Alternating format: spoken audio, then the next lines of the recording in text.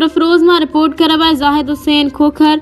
Government primary school Aliabad एकता programme जो शानदार इनक़ाद कियो वियो जिते शागिर्दनि उस्तादनि ऐं महिमाननि वॾे जोश ऐं जज़्बे सां शिरकत कई। प्रोग्राम जो मक़सदु हमाहंगी रवादारी ऐं क़ौमी इतिहाद जो पैगाम आम करणु हो।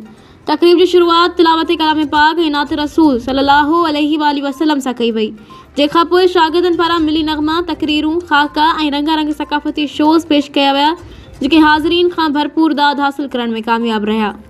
उन मौक़े ते आयल महिमाननि सेठ रहमत अली खोखर, उस्ताद रज़ाक मल्ला, उस्ताद जावेद फुल, उस्ताद फ़हद मेमन ऐं स्कूल इंतज़ामिया, उस्ताद एजाज़ खोखर, उस्ताद सज्जाद पंवर, उस्ताद मंसूर बगण, उस्ताद अल्लाह बख्श इमरानी ऐं ॿियनि चयो त एकता प्रोग्राम जहिड़ियूं सरगर्मियूं शागिर्दनि में गॾियल भाईचारे, हमदर्दी ऐं वतन सां मुहबत जो जज़्बो पैदा कनि थियूं। प्रोग्राम जी पुॼाणी ते शिरकत कंदड़ शागिर्दनि खे इनाम पिणु ॾिना विया। उस्तादनि ऐं वालिदैन पारां स्कूल इंतज़ामिया जे अहिड़े शानदार प्रोग्राम ते वाखाण कई वई।